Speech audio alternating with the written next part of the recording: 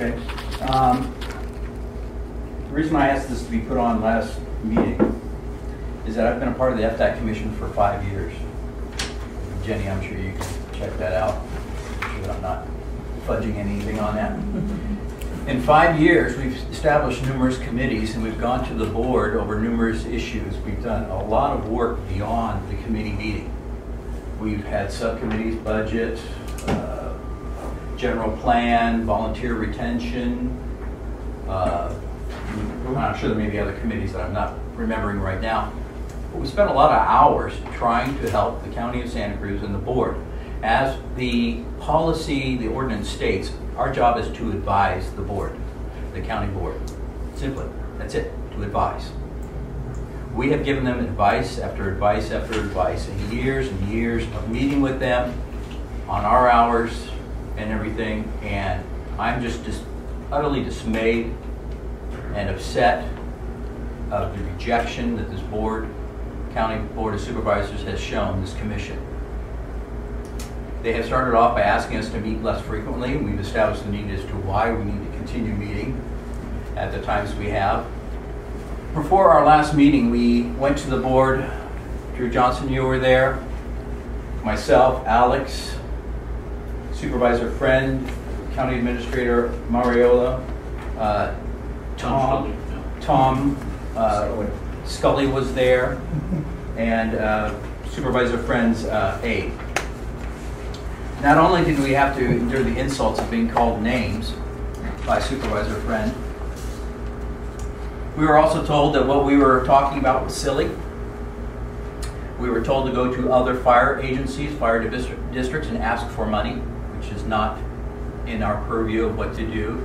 They wanted to know why there were so many fire departments and why we hadn't spearheaded consolidation and why we hadn't gone to Atlas Selva for some of their reserves, why we had not gone to Central Fire for some of their reserves. I brought up the question, I said, well, you know, when we're looking to save money, why do we have 5 different police departments? Have you talked to them about consolidation? And that's when we were told that the topic was silly. We brought up the policy that if CSFA 40, if the Sheriff's Office funds from Prop 172, which they get 99.5% of, if they seem to go into any type of red, that they can take that remaining 0.5% of 172 that goes to CSA 48. And I asked Supervisor Mariola, would you accept a policy just the opposite of that?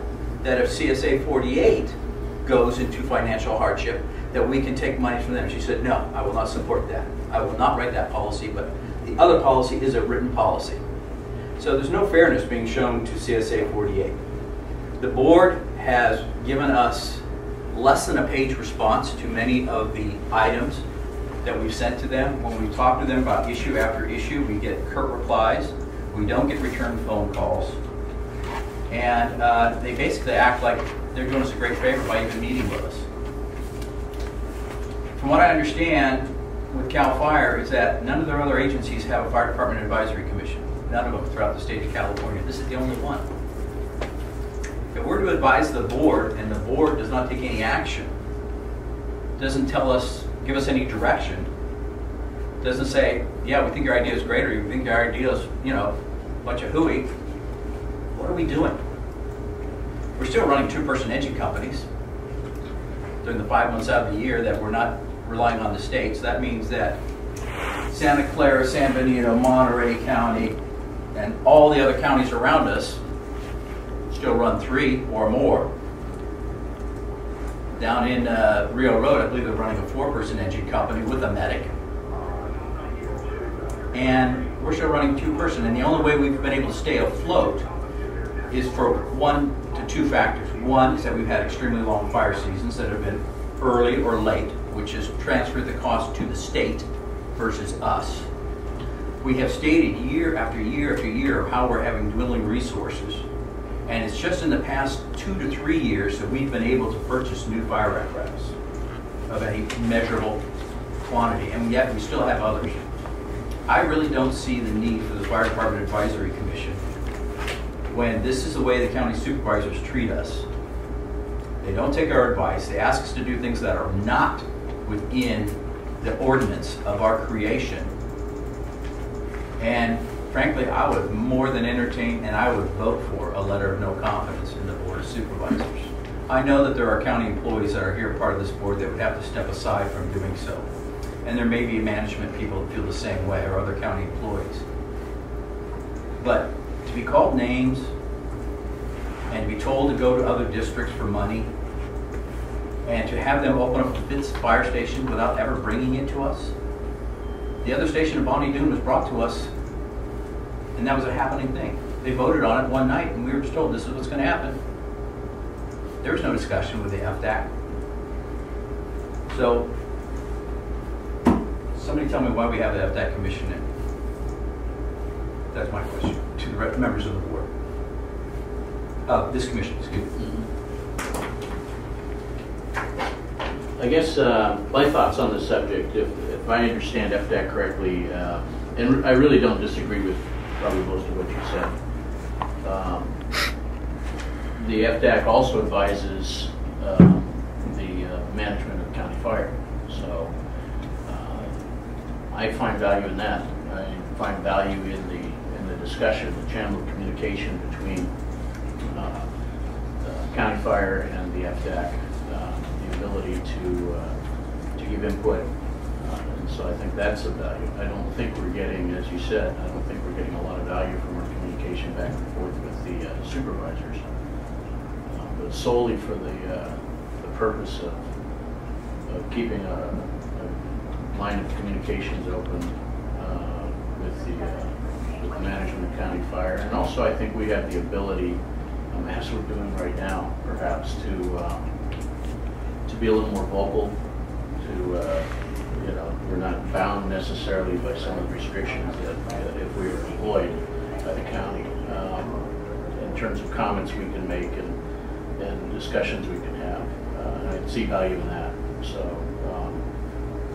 those are my thoughts on the subject. So. I appreciate your thoughts, and I recognize your thought of communication to CalFire management. I do believe that the company officers can take on that role. You are a member of the company officers, as are many of the other members here on this commission. I believe that since we don't have a direct input as to operations levels, those are matters that are decided by CalFire, that if they ask for what if or thoughts, that can be brought to the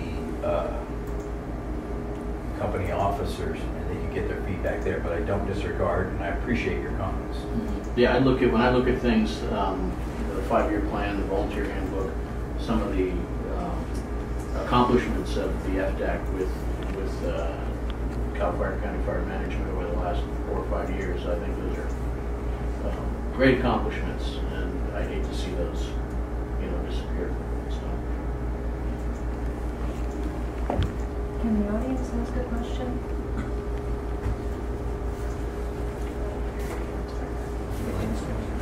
Do you have anybody else on the commission wants to speak? Yes, I was wanting to speak. Let's finish the discussion on the FDAC and then we'll have to. So I can't disagree at all with John on his experience. In terms of support from the Board of Supervisors, with the possible exception of my current supervisor, we have gotten pretty much less than zero support, especially at the top level of the county with the CAO.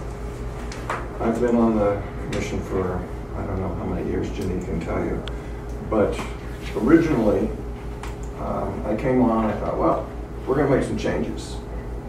We're going to go out, we're going to call people, and we're going to have a ballot, and we're going to get the money we need so that we can get the vehicles we need to get people to a call.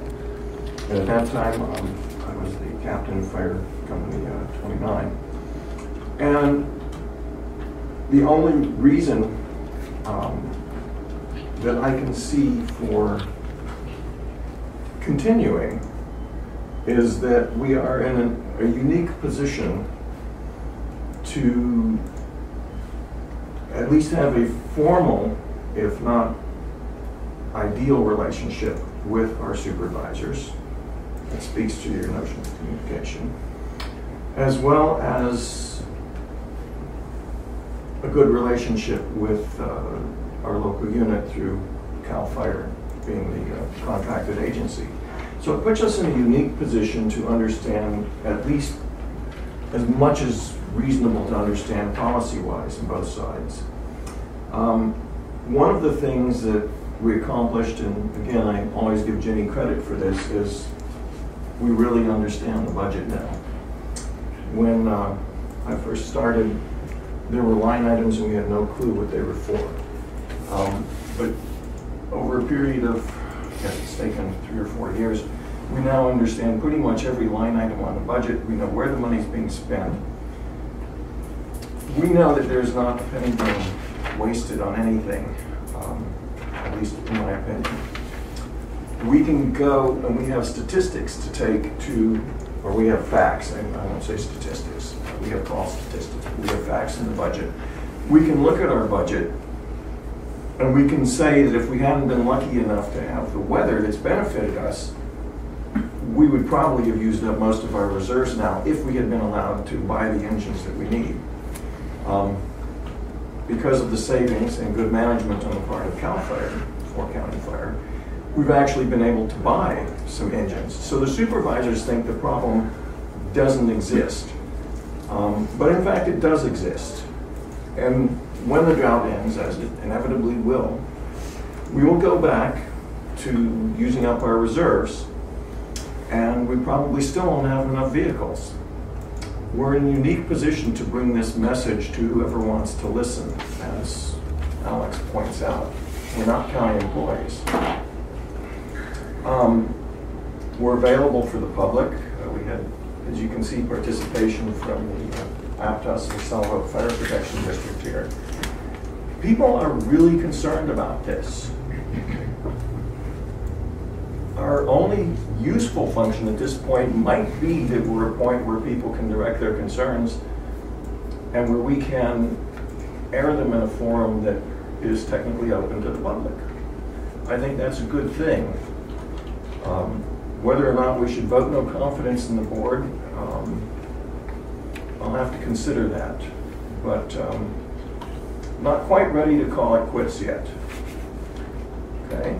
But I understand John's frustration. I have that same frustration. I've taken that frustration directly to my supervisor, Bruce McPherson. He will actually answer the phone if I call. And his aide will answer the phone. They will listen. I'm not sure what's on his plate, why or why not he can or can't do anything. I don't have that insight. But he will actually listen, and I think that's a good thing. I don't know about the other supervisors. But I think if we get this message out there, I believe that we will get some action, reluctant as it might be, from the board. I think it's truly disappointing to me that we have to get to the point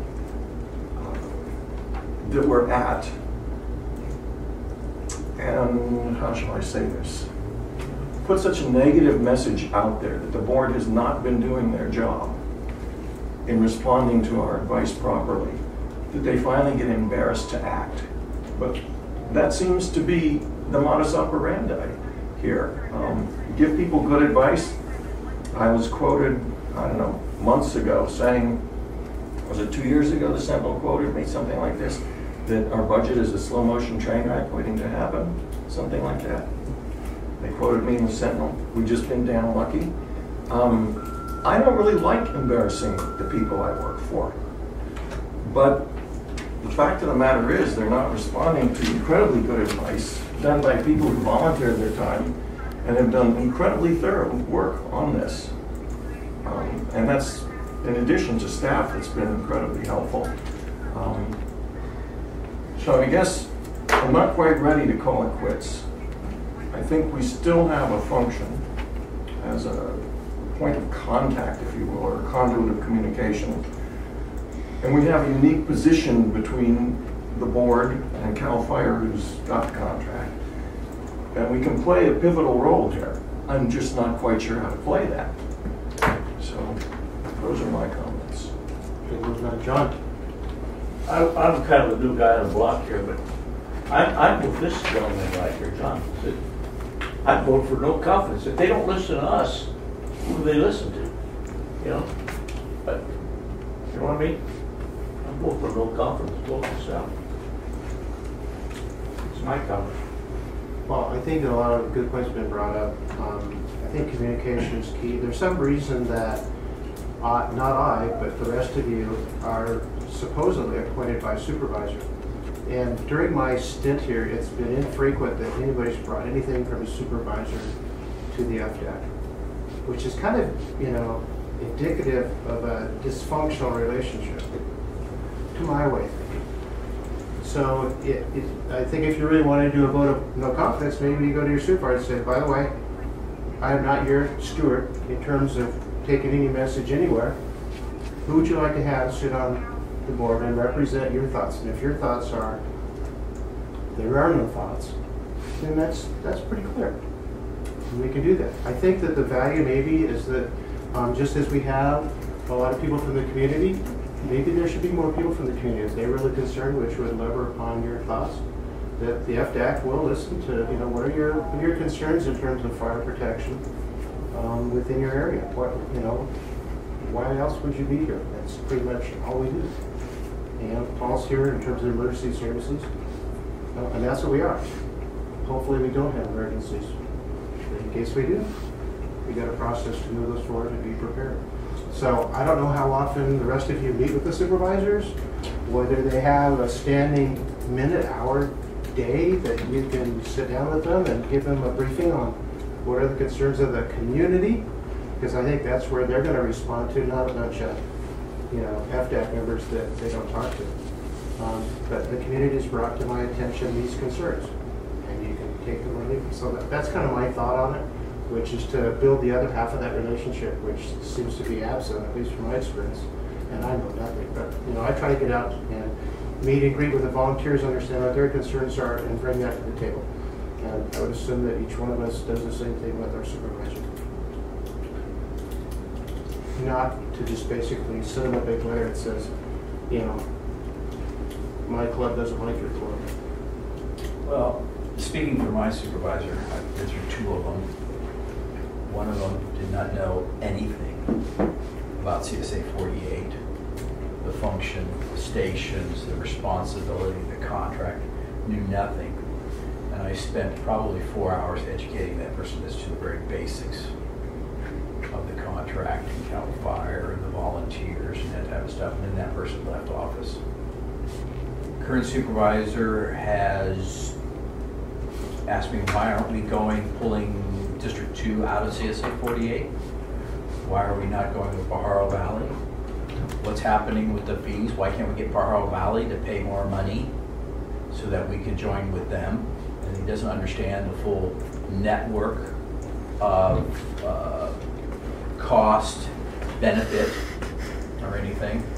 And then, of course, the latest one was to go to the other fire districts and ask for money, which is beyond the scope of the county ordinance, which to direct me to a scope beyond the county ordinance is in itself an infraction. So I've tried that. And I want to also state that for the people that are new here, on this commission, there are groups of individuals here from all walks of life. Many people here have put in not only volunteer hours here, but in the status of volunteer firefighter, captains. I think we've had apparatus operators in the past. We've had numerous people. You've also had people on this commission that were full-time firefighters that put in easily over 25 years, that have gotten advanced degrees in fire administration and other stuff. We've had experience with large cities, small cities, combination volunteer paid. There's just a wealth of information and knowledge, not only local, there's also technical, everything here. And for the board to ignore this kind of information, at the very least, it's just plain out wrong, if nothing else. Any other discussion from the... Well, in response to your point about supervisors reaching out to us, in my experience, that doesn't happen. we reach out to them. John narrated his experience. I narrated my experience. My supervisor is relatively new. He does not have a track record here that I can speak to. I can tell you my previous supervisor, I did reach out to him once and he responded positively during the construction of our new fire station. So I got help from him, but he's moved on now to Sacramento. So, but overall, I have to say, this Board of Supervisors has been less than responsive to us. So, Well, I appreciate everybody's comments. Hopefully, Jenny's down there writing a book. I still maintain that communication is probably the only way we're ever going to win any hearts or minds over. And I think that a lot of that hearts and minds for a supervisor is the voting public. You know, if we walk in with, an assessment of the constituency, which rings true, you're going to get better airtime. It's just simple as that to me. So I don't know what it takes. Maybe you got to buy the lunch to get your supervisor to spend some time in terms of just give me an update and get it on the calendar and show that it's important that they're engaged. It's not necessarily an elective study for them to have somebody sit on this committee and to try to take the resources that we have and make a betterment out of it. So, in response to your comment about what it takes, there is a group that I wanted to work with, and I wanted to use them for the last ballot, or at least to get them involved in polling because they're incredibly successful. And Alex, you used Clifford Moss, I believe, for one of your events, ballots in The school district. School district did. My wife did too, having worked in, she worked up there as well at Loma, but she also worked in Santa Clara, and they recently used them. So I called Tom Clifford and I said, what does it take?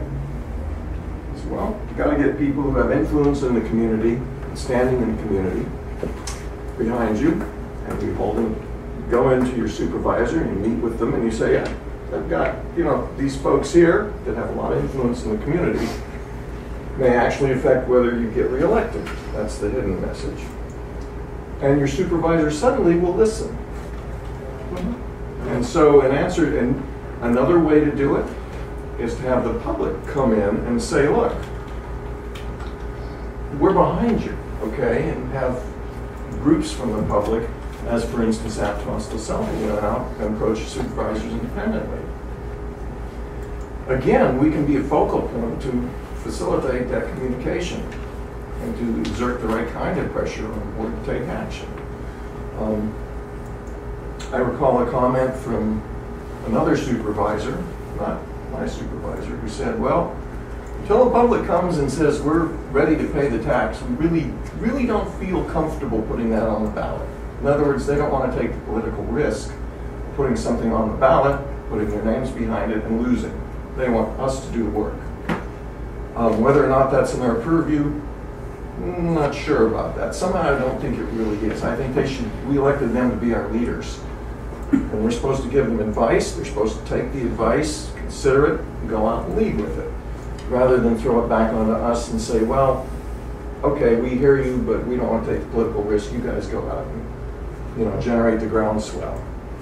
So we've got now people here who are beginning to see what we deal with, people from the public. A lady who's recording this, and Andrew Johnston from Aptos de Selva. So if this message gets out and the public comes to us and says, we want fire protection, we like what you guys did. We looked at your budget. There's no slop in it. You've just been really lucky with the weather, extended fire season. That's the only reason you're still afloat. Then they can come to us and say, well, they can write a letter, they can come and speak. And we can take that message to the Board of Supervisors, they can take it there. And supervisors, I think, will begin to act. So what I'd like to do, unless there's no more discussion amongst it, I'd like to open it up to the public, and while they're maybe saying a few comments, we think about actions, which you just surfaced one. Because I think it's incumbent upon us to surface some actions. Whether they go nowhere or somewhere, we're the only ones that are really supposed to have, shoulder some responsibility here. So with that being said, Susan, I think you were the first candidate. Yes, I'm Susan Mason. For those of you that don't know me, I'm a company officer, just as a disclaimer.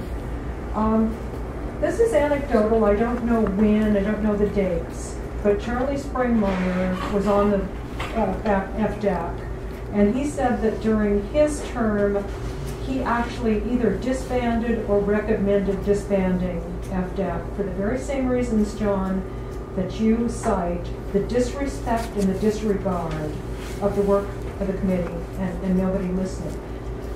And as I'm sitting here, I'm thinking one of the biggest obstacles is when you go to the actual numbers of how many constituents are in each CSA 48 district. I do not believe there's a large enough voting block to affect your supervisor, because all of the unincorporated areas are smushed in with a whole bunch of cities and other districts for fire.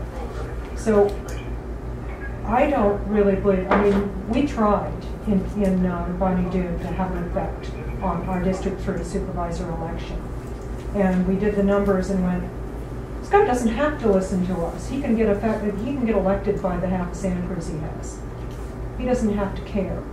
And I think that may be the case in some of the other of your districts, just because of the way the districts are split up and who the constituents and the voters are. So take that into consideration. You're kind of not playing with the full deck, but you've been kind of had the rug pulled out from under you as far as having anybody even care. I would like to add a comment to that. That's very true for District 2. A good portion of the district is contracted through Aptos de Selva, and the rest of it is Corleone Station.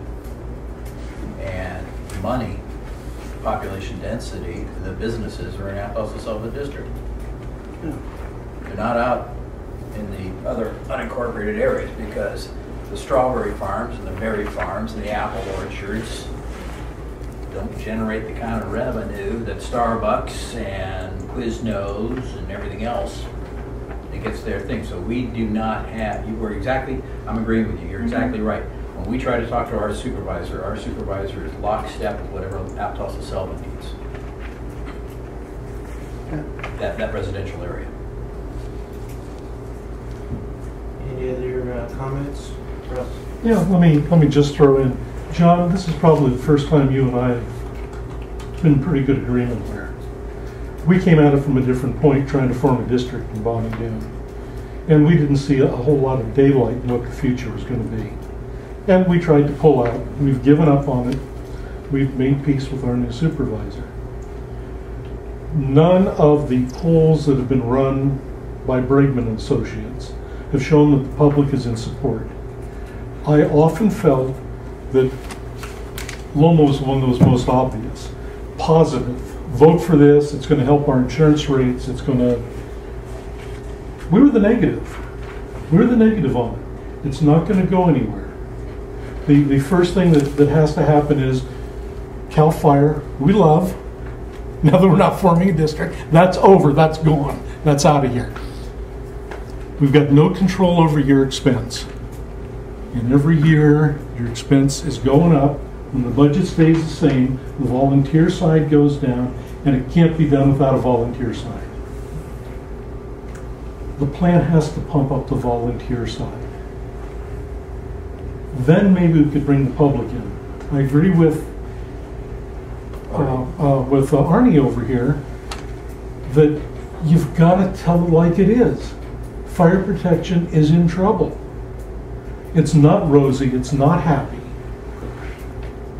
but it needs a full plan, and that includes CalFire and includes a stronger volunteer side. Then maybe everybody can get behind it. We can promote for a stronger county fire department. And I think with identified Loma Fire, South Skyline, Bonnie Doon, not county fire, push it in the local community and bring it home.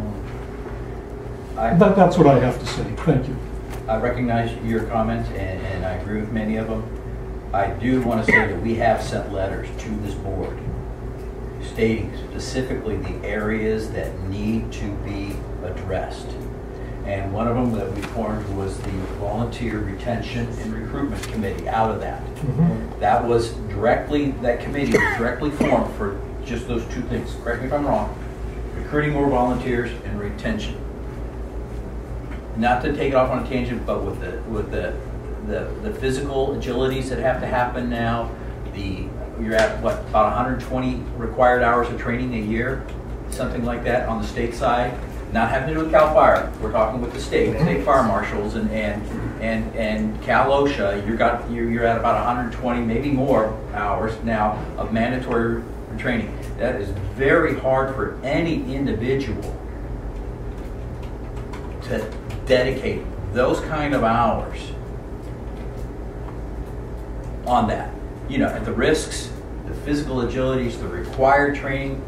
It's a problem everywhere, not just here. It's a problem that I had down in Monterey County. The only way that I was able to solve it was to take the volunteers and make them pay call. They got pretty darn good money. I had some people that were making $1,200 a month as a part-time job. But the only way I was able to do it is said, you want the money, here's the regulations, here's the laws, here's the rules, this is what it takes, sign here. Otherwise, it's not going to work. Did my total staffing numbers go down? Yes, they did. But my turnout hours, the hours of participation, went off the chart. And why was it? Simply money.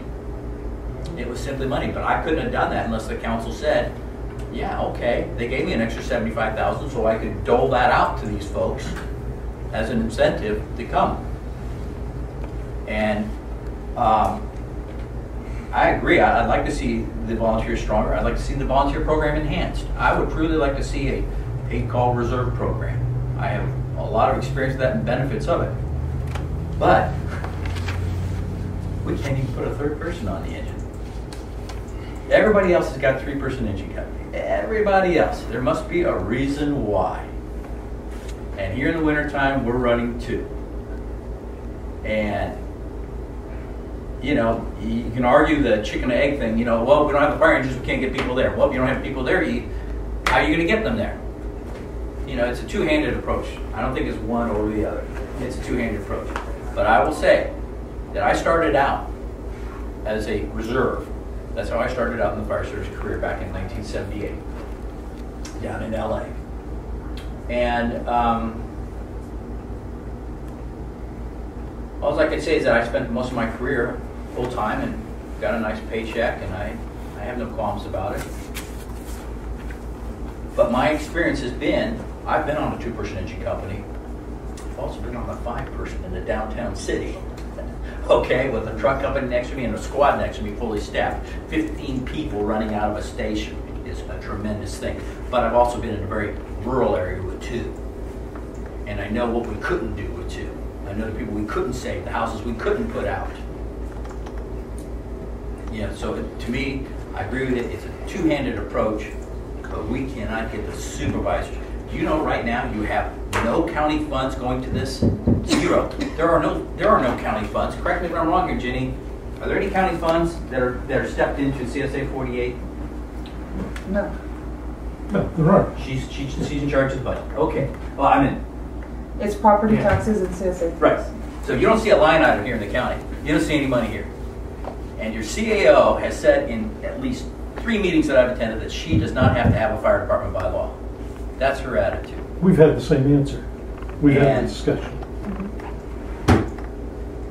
You know, I mean, I'll be glad to be on the same sideline with you, building up the volunteers, but at the same time, I also want to see the paid staff built up because I also have a strong feeling and personal experience with that. We agree, both. So It would be nice, if I can have just a moment to respond. It would be nice, sometimes I think it would be nice to live up on Loma, where at least there's somebody on the other side of me. Not up on the hill where I've got the ocean and Davenport with maybe somebody in it. But I've only got coverage on one side. It's the city of Santa Cruz that saves our behind, time after time after time. We need a backup. The CalFire engine first out is great. It was great the night I had my heart attack. But we need that second engine out. We need water when we've got a structure fire. Our last structure fire, we were lucky. Volunteer just happened to be there, or we wouldn't have had a driver to bring water to the structure fire down on Warren Drive. It's got to be both sides. It's got to be two-handed. Anyhow, that's it on the point. Thank you.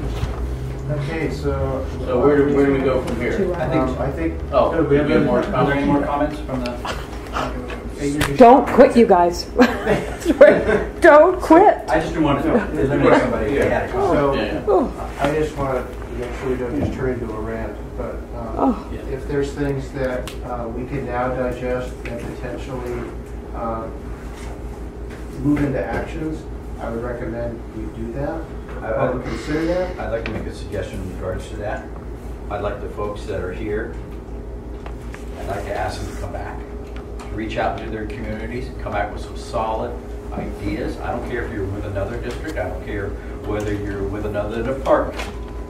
If you don't even want to come to the meeting, you can email your ideas and suggestions to Jenny. Jenny will then pass them on to the rest of the members of the commission. They will be read. Okay? But we need solid techniques to get to the board. We need solid techniques to help try to solve the problem. I am just as guilty as everybody else in here in finger pointing with my supervisor. And I'll stand right here and tell him that. I've got no dog in this fight. And I think a lot of the people here at this table will realize that because I'm not wearing a hat, I get to speak pretty freely. But I'd like to invite you to come back, and if you don't come back, send in some suggestions, some comments, some thoughts, so that we can get out of this terrible hole that we're in. Yeah, I think the voice of the community would be well accepted here. So I'd encourage that to happen. Engine 1760, Company 41, smoke investigation for smell of smoke only, nothing seen in the area of 145 Old Evans Road. Crossover Eureka Canyon in the dead end, commit time is 22:03. Units responding to the vehicle accident in the area of Fogarty Winery on CZU 3270, confirm response. Engine 1782.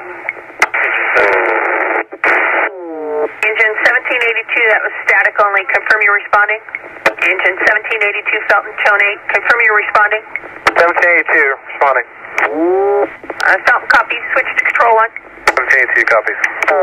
It's responding to the smoke investigation in the area 145 Old Evans Road on CZU 3271, confirm response. Engine 1760. Felton, engine 1766 is responding. 1766 at 2206, single caller, ARP was